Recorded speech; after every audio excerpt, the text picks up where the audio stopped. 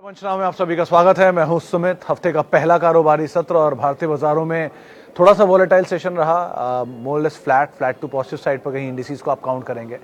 Nifty bank या mid cap में last hour में थोड़ी बहुत अपटिक्स आया, करीब 200-250 अंकों के आसपास का उछाल था। 0.5% की बढ़त वहां पर देखने को मिली। सेंसेक्स करीब 14 अंक, निफ्टी फ्लैट, निफ्टी बैंक 1/4% से ज्यादा की तेजी के साथ, मिड कैप इंडेक्स करीब 250 अंकों के बढ़त के साथ बंद होता हुआ दिखाई पड़ा। इसके अलावा स्मॉल कैप में थोड़ी बहुत खरीदारी थी। Advance decline more less 50-50, 1450 share तेजी में, 1450 शेयरों में बिकवाली आपको दिखाई पड़ेगी और बीएससी में 2000 शेयरों में खरीदारी और करीब 2050 शेयरों में बिकवाली। तो बहुत ज़्यादा फायरवर्क नहीं। आईटी आज प्रेशर में 3/4% गिरावट थी। Nifty PSU bank flat to positive side पर, और क्योंकि मिड कैप की एक्सपायरी थी तो थोड़ा सा वॉलेटाइल सेशन आज ज़रूर देखने को मिला, जिसमें वॉलेटिलिटी में फर्स्ट हाफ में हरान शान, दोपहर में बिकवाली, सेकेंड हाफ में थोड़ा सा पुल बैक, और पुल बैक के बाद मिड कैप फ्लैट साइड पे जाके कहीं बंद होता हुआ दिखाई पड़ा और मोर लेस बिल्कुल फ्लैट रहा सेंसेक्स और निफ्टी भी। अच्छी चीज़ों में एक एचडीएफसी बैंक लगातार जो सेल ऑफ था, थोड़ा सा रिस्पाइट, थोड़ा फ्लैट टू पॉजिटिव साइड पे वो जाके बंद हुआ। प्रेशर था आज खरीदारी में एफ&ओ के टॉप गिनर्स में एमसीएक्स आपको दिखाई पड़ेगा। न्यूज़ फ्लोज के बीच में ही खरीदारी थी वहाँ पर। इसके अलावा आज प्रेशर द डेल्टा कॉप में एफ&ओ के टॉप लूजर्स में था। इनफैक्ट 20% के आसपास तक की बिकवाली भी थी। उसमें वो जीएसटी नोटिस की खबर करीब 11,000 करोड़ स्टैंड लोन बेसिस पे और 16,500 करोड़ रुपए कंसोलिडेटेड बेसिस पे कंपनी के ऊपर एक जीएसटी का नोटिस आया और उस पर रिएक्शन था बहुत स्ट्रॉन्ग स्टॉक में।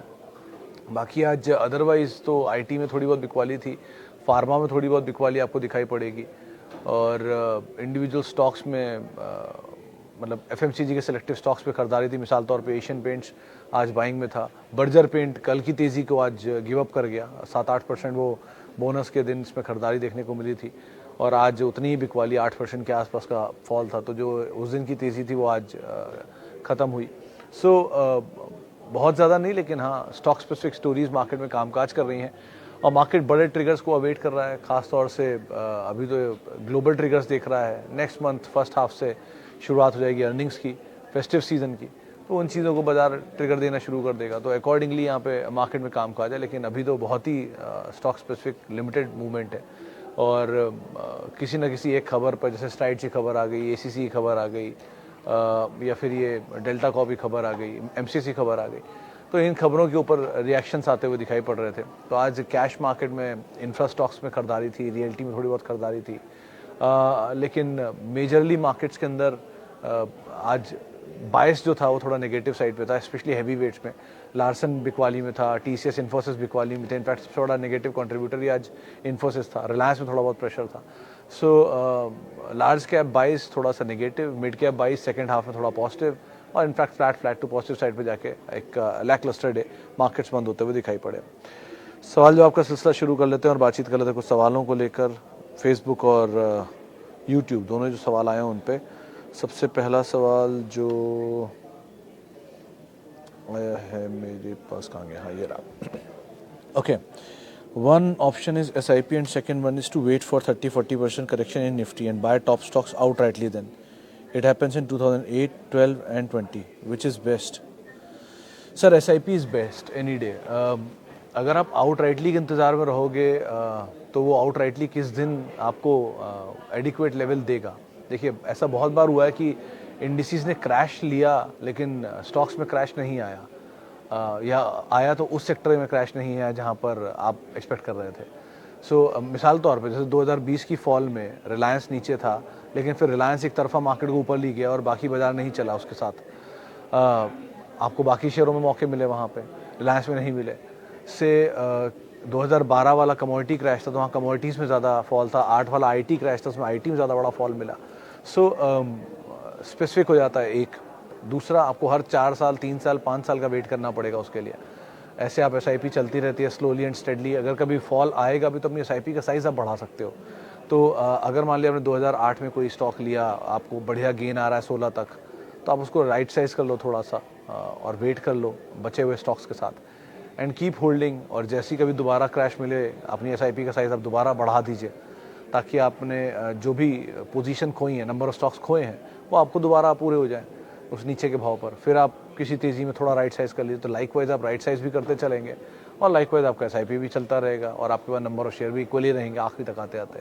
सो ये एक तरीका हो सकता है। तीसरा तरीका इन दोनों का जो मिक्सचर है कि आप एसआईपी रखिए और किसी बड़े फॉल में उस एसआईपी का साइज़ बढ़ा दीजिए और साइज़ बढ़ा के मल्टीपल लेवल तक भी ले आ सकते हैं। मिसाल के तौर पे अगर आपको लगता है कि कोई एक बैंक है या कोई एक बड़ी लार्ज कैप कंपनी है, मिसाल तौर पे रिलायंस हुई या फिर टीसीएस हुई या फिर एचयूएल हुआ, ये किसी अपने रीजनेबल लेवल से 50% नीचे मिल रहा है किसी फाइन डे, किसी बड़े करेक्शन में, किसी भी वजह से XYZ, तो आपके पास एक बड़ा ऑप्शन है, एक बड़ा चंक वहाँ पे डाल सकते हैं। तो आपकी अगर एसआईपी 2 शेयर 5 शेयर 10 शेयरों की है तो वहाँ बढ़ा के आप 30 शेयर 40 शेयर तक भी कर सकते हैं उसको।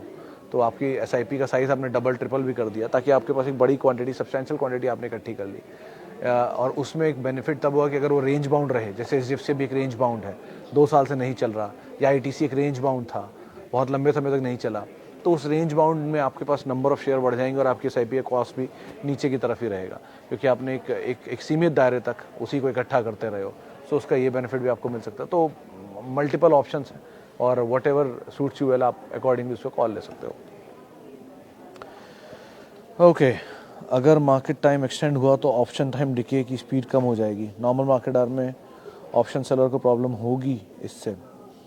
मलिक सर, कुछ भी कहना ही मुश्किल है। इम्प्लीकेशन अभी कैसे होते हैं उस पर डिपेंड करता है। पहले इंडिसीज़ की एक्सपैंड करने की बातचीत है, फिर अगर इंडिसीज़ एक्सपैंड हो जाता है फिर उसको शायद 50 कंपनीज, निफ्टी 50 कंपनीज पे लेकर आएंगे लार्ज कैप में, फिर उसको धीरे धीरे एक्सटेंड करेंगे। तो अभी तो कोई रूपरेखा बन के नहीं आई है, बस एक्सचेंज की टाइमिंग बढ़ने की बात है। कैसे वो रूपरेखा बनेगी, पहले कौन इंडिसीज़ होंगे, फिर इंडिसीज़ में से बीएससी के, सेंसेक्स के या प्राइमा फेसी इंडिसीज़ होंगे, फिर उनकी एक्सपायरी डेट्स कैसे रखी जाएंगी, बहुत कुछ होगा इसमें। तो अभी it's too early to say anything, लेकिन एज एंड व्हेन जैसे जैसे चीज़ें आती रहेंगी वैसे वैसे कॉल लेते रहेंगे। लेकिन अभी के लिए तो जो इन्फॉर्मेशन अवेलेबल है उस इन्फॉर्मेशन के हिसाब से सिर्फ एक्सचेंज के इंडिसीज़ के टाइमिंग को एक्सटेंड करने की बातचीत हो रही है और उसमें भी एक पॉज होगा बीच में 2 घंटे का और उसके बाद 6 बजे से दोबारा शुरू होगी। सो कुछ भी अभी कहना इतना आसान नहीं है क्या उसमें ऑप्शंस डिके होंगे, क्या टाइम वैल्यू बचेगी, बट पहले हो जाने दीजिए चीज़ों को, फिर अकॉर्डिंगली कॉल लेना ज़्यादा आसान होगा, समझना ज़्यादा आसान होगा, समझाना ज़्यादा आसान होगा। कोई नई तरह की चीज़ है तो उसके चेंजेस बहुत तरह के होते हैं, तो देखते हैं इसके रिपल इफेक्ट्स कहाँ कहाँ तक जाते हैं। बट अभी it's too early to say anything, इसलिए इतनी जल्दी अटकलें मत लगाइए इसको लेकर। ओके, पीएनबी गिल्ड्स 72 रुपये पर क्या करना चाहिए? अंकित जी, वो जो खबर आई थी बॉन्ड मार्केट की डिमांड बहुत बढ़ेगी, उसमें गिल्ट ज़्यादा चला था। आमतौर पे ये एक अच्छी डिविडेंड यील्डिंग स्टॉक है क्योंकि इसका डिविडेंड यील्ड बहुत अच्छा है, तो आपको ऑलरेडी शायद 30 रुपये के आसपास का गेन हो रहा है। सो अभी तो आप बने रहो और ट्रेल करो अपने स्टॉप लॉसेस को। धीरे धीरे कहीं ये 150 रुपये तक भी अगर आ जाए मान लीजिए और आपके गेन ये डबल हो जाए, तब आप अपनी कैपिटल निकाल के फ्री के शेयर रख के छोड़ देना, क्योंकि जो भी डेवलपमेंट हुआ है ये गिल्ट का, डिमांड का, ये नियर टर्म नहीं है, लॉन्ग टर्म है। तो लॉन्ग टर्म में कितना इम्प्लीकेशन आता है, क्या बेनिफिट होते हैं, वो नंबर में दिख ही जाएगा। नियर टर्म सिर्फ ट्रिगर के दम पे चला है जो 20% सर्किट लगा था उस दिन। सो नियर टर्म का ट्रिगर आपको एक मोमेंटम दे सकता है, एक स्पाइक दे सकता है, लेकिन वो सस्टेनेबल है या नहीं वो लॉन्ग टर्म के नंबर्स ही बताएंगे। सो नंबर्स आने दीजिए, उससे क्लियर हो जाएगी सिचुएशन। लेकिन तब तक के लिए आप एटलीस्ट जो आपको मोमेंटम मिल रहा है उसको इनकैश कर लीजिए, या तो यहाँ, या आपको लगता है कि नहीं मुझे 30% गेन, मतलब 7 या 21 करीब आपको आ ही रहा है, तो 20% प्लस गेन आ रहा है, तो 30% गेन आ रहा है आपको, तो 30% गेन लेकर अपना आप निकल भी सकते हैं, ऐसी कोई प्रॉब्लम नहीं है। 3% का कैपिटल निकाल सकते हैं अपना, 1/3 कैपिटल बेसिकली, और बाकी पोजीशन साथ होल्ड कर सकते हैं, ये भी एक ऑप्शन हो सकता है आपके पास। लेकिन कोई भी फैसला इस चीज़ को लेकर कि इसके एक बहुत बड़ा कंपनी के लिए गेम चेंजर है, ये तभी होगा जब कंपनी के नंबर्स में रिफ्लेक्ट होंगे। जब तक मोमेंटम मिल रहा है उसको राइड करिए और उसके राइड को से अपना कैपिटल धीरे धीरे आप निकालते रहिए। ओके, डेल्टा कॉप में भी एंटर कर सकते हैं। अरुण सर, देखो 2 तरह के थॉट हैं। पहला थॉट तो ये कहता है कि 16,000 करोड़ का फिगर 4,000 करोड़ रुपए की रेवेन्यू या मार्केट कैप वाली कंपनी के लिए आया है, तो इसीलिए वाइप आउट हो गया। तो 16,000 करोड़ रुपये विद सब्सिडरीज एंड 11,000 करोड़ रुपए का अदरवाइज स्टैंड लोन, तो ये बहुत बड़ा फिगर है कंपनी के लिए, तो झटका तो बड़ा है, 1। लेकिन इसमें एक दूसरा थॉट ये कहता है कि मान लीजिए ये अगर आया भी है नोटिस कंपनी पर, तो कंपनी उसको चैलेंज कर सकती है कभी भी कोर्ट ऑफ लॉ में। Second, company is owned by one of the prominent lawyer of India, जो इस कंपनी को ओन करते हैं, अगर उनका नाम मैं हर बार भूल जाता हूँ, उनकी wife is one of the biggest corporate lawyer of India. आप उनका नाम गूगल में सर्च करिएगा, मोदी हैं शायद, जिया मोदी, हाँ जिया मोदी के हस्बैंड की कंपनी है ये। तो ऐसे ही नहीं है, इतनी आसानी से गिव अप होने वाला है चीज़। तो अगर आपका रिस्क एपेटाइट है और अगर आपको लगता है कि नहीं मैं फियर का फ़ायदा उठाना चाहता हूँ, तो आप ये कर सकते हो कि 140 रुपये का स्टॉप लेके आप लॉन्ग चले जाओ। 140 का स्टॉप इसलिए बोल रहा हूँ क्योंकि वो एक क्रूशियल जोन है, तो 139 38 कर लो, चलो 138 139 का स्टॉप लेके आप लॉन्ग चले जाओ। कल के फॉल में, कल की फर्स्ट हाफ में फिर ये फॉल देगा, तो उस फॉल का इस्तेमाल करके आप ले सकते हो। और पुल बैक अगर आया, एक खबर आ गई कि उन्होंने सुप्रीम कोर्ट में नोटिस डाल दिया या जीएसटी के खिलाफ याचिका होगी या कुछ भी ऐसा, कोई भी एक अपना पक्ष उन्होंने रख दिया, तो स्टॉक में उलट रिएक्शन भी आ सकता है। सो एफएनडो का स्टॉक है तो शॉर्ट कवरिंग बहुत तेज होगी। सो आप अकॉर्डिंगली कॉल लो, लेकिन सिर्फ उन्हीं के लिए जिनका रिस्क एपेटाइट ज़्यादा है, जो रिस्क ले सकते हैं, जो लॉन्ग टर्म सोचते हैं या ये सोचते हैं कि नहीं वो आराम से एसआईपी करेंगे या इसको लॉन्ग टर्म विजन के हिसाब से रखते हैं, उनके लिए अभी वो दिन नहीं आया। तो उनके लिए वो, क्योंकि ये सिर्फ एंटायर गेम होगा शॉर्ट्स का और शॉर्ट कवरिंग का, तो जिस दिन वो शॉर्ट कवरिंग आएगी तेज आ जाएगी, तो अकॉर्डिंगली आप ट्रेड कर सकते हो, लेकिन स्टॉप आपके लिए बहुत क्रूशल रहेगा इस सिचुएशन में। Hold 100 share of Info as at 4650 since 2 years but stock shown poor, should I sell and shift the amount to L&T Infotech Mindtree Coforge? Vijendra ji देखो, चला नहीं है स्टॉक, इसमें कोई दो राय नहीं है, लेकिन इनमें से निकल के उनमें जाना भी ठीक नहीं है जो ऑलरेडी बहुत चले हुए हैं, क्योंकि वो चले हुए हैं तो चली हुई चीज़ बहुत चलेगी, इसकी गुंजाइश कम होती है। कम चली हुई चीज़ ज़्यादा चलेगी या चल सकती है, उसकी गुंजाइश फिर भी ज़्यादा होती है। तो आपको अगर ऐसा फियर लग रहा है तो आप डाइवर्सिफाई कर सकते हो कि थोड़ा हिस्सा निकाल के वहाँ चले जाओ। L&T Infotech Mindtree is a better bet इन दोनों में, लेकिन इन्फो एज भी ठीक है, और वो जोमेटो चला है तो थोड़ा थोड़ा ये भी चलना शुरू हो जाना चाहिए। इनकी सब्सिडरी की वैल्यू बढ़ रही है तो खुद की वैल्यू बढ़ जाएगी। सो बने रहो अभी तो उसमें आप, और विद टाइम नंबर्स भी देखो। और रही बात अगर आईटी में स्विच भी करना चाह रहा हो तो एल&टी इन्फोटेक माइंट्री ज़्यादा बेटर बेट है, लेकिन पूरा स्विच मत करो मेरे ख्याल से। तो अगर मैं आपकी जगह होता तो नया निवेश करता एल&टी इन्फोटेक माइंट्री में और वहाँ नया निवेश करता, ताकि 2 असेट बन गए एक की जगह। तो आप वैसा काम कर सकते हो। ओके, नेस्ले कब गिरेगा? सिंह साहब, जब गिरेगा तब इतना फियर होगा कि शायद ही लेने की हिम्मत हो, ये ज़रूर ध्यान रखिएगा। 4,400 रुपये में जब नेस्ले आया था मैगी वाले केस में, तब बहुत फियर था, क्योंकि मैं उस समय भी ऑन स्क्रीन था, तो मुझे याद है कि क्या दिन था वो। तो फियर एट इट्स पीक था, तो जब फियर एट इट्स पीक होगा तभी गिरेगा, तब तक नहीं गिरेगा। सो तब तक के लिए आप आराम से एसआईपी करो, क्या दिक्कत है। Okay, Route Mobile, can we buy in SIP mode for long term, already corrected a lot? Sir, foreign company की ओनरशिप है, लेकिन वो एमएनसी नहीं बनी है अभी तक मेरे ख्याल से। मतलब मेरे ख्याल से कोई इन्वेस्टर है इसमें फॉरेन, बाकी मैं बहुत ज़्यादा इस पर ट्रैक नहीं किया इसको। ओनरशिप चेंज हुई है तो मुझे पता है, लेकिन फॉरेन प्रमोटर है या फॉरेन इन्वेस्टर, ये देखना होगा। 1 2 बिजनेस भी सपोर्टिव होना चाहिए थोड़ा सा। आपको एसआईपी करनी है तो उसके लिए बहुत अच्छे अच्छे नाम है जिनको आप एसआईपी कर सकते हो। देखो, एसआईपी का एक सीधा मोड होता है कि वो कंपनियां जिनकी सस्टेनेबिलिटी है अगले 20 साल के लिए, 15 साल के लिए, उनमें आप एसआईपी करते हो। मिसाल तौर पे क्यों लोग कहते हैं कि निफ्टी में करो आप एसआईपी, या फंड्स में करो आप एसआईपी, या गोल्ड में करो एसआईपी, क्योंकि इनकी सस्टेनेबिलिटी है for longer duration of time. और मिड कैप में अगर लार्ज कैप में कर रहे हो तो एक नहीं रहेगा, दूसरा रहेगा, कोई ना कोई तो रहेगा ही। सो डाइवर्सिफाई हो जाते हो आप। सो इसलिए बोला जाता है कि आप डाइवर्सिफाई करके एसआईपी करो। लेकिन इस तरह से एसआईपी की आप करने जा रहे हो जहाँ पर मिड कैप हो और मैनेजमेंट चेंज का ट्रिगर हो, तो यहाँ थोड़ा लॉजिकली ठीक नहीं लग रहा है। बेटर आप ये करो कि किसी लार्ज कैप में एसआईपी कर लो, और अगर आपको मिड कैप में लेना भी है इसको, तो अगर आप अपने कन्विक्शन है आपके पास आपके ट्रिगर को लेके, तो आप इसमें आउटराइटली जा सकते हो, ज़्यादा बेटर है इंस्टेड ऑफ एसआईपी। चलिए, कुछ सवाल अब यूट्यूब के भी ले लेता हूँ। हाँ सर, ये जेपी मॉर्गन में इंडिया बॉन्ड को इंक्लूड करने से किस बैंक को प्रॉफिट होगा, पीएसयू या प्राइवेट, और स्पेसिफिक किस बैंक को ज़्यादा ग्रोथ होने के चांस है? शिवांग सर, देखो ये नंबर नहीं है कोई भी, ऐसा अनुमान लगाया जा रहा है कि जैसे जैसे इंडियन बॉन्ड्स की ट्रेडिंग शुरू होगी तो बॉन्ड मार्केट से पैसा उठाना इंडियन पीएसयूज़ के लिए आसान हो जाएगा।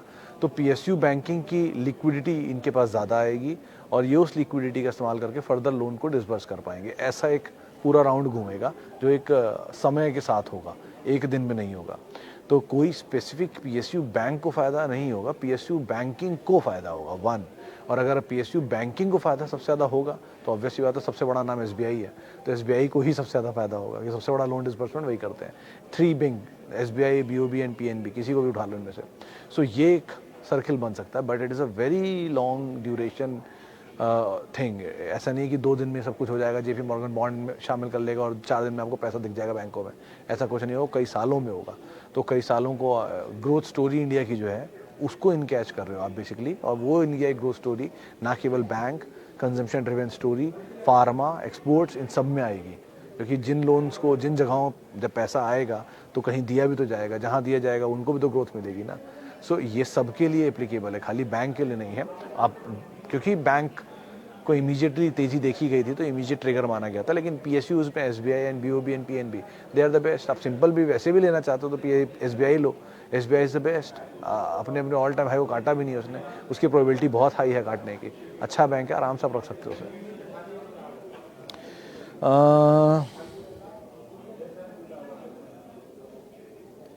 मयंक सर, शीला फोम मैंने मतलब इनका डील हुआ था वो लास्ट वाला तब देखा था, मतलब आमतौर पे तो उसमें वॉल्यूम बहुत कम होता है। ये बात सही कह रहे हो आप कि प्रमोटर होल्डिंग और इंस्टीट्यूशंस होल्डिंग ज़्यादा है, रिटेल होल्डिंग है नहीं।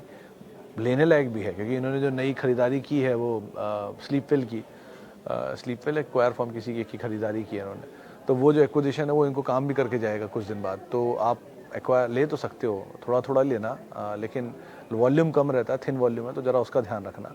और it's good to go at least अभी तो। चलिए फिलहाल इतने सवालों में शामिल करूंगा, माफ़ी उन सभी लोगों से जिनसे बातचीत नहीं हो पाई, और बहुत बहुत शुक्रिया उन सभी लोगों का जिन्होंने सवाल पूछा। और आप मेरे साथ जुड़ सकते हैं @सुमित रिसर्च, मेरा ट्विटर हैंडल है, सोशल मीडिया हैंडल्स हैं। और किसी भी निवेश से पहले अपने वित्तीय सलाहकार की राय ज़रूर ले लें। और आप आवाज़ के CNBC आवाज़ के यूट्यूब और फेसबुक पेज पर रोज़ 3:30 बजे सवाल पूछ सकते हैं डेली। तब तक के लिए फ़िलहाल नमस्कार।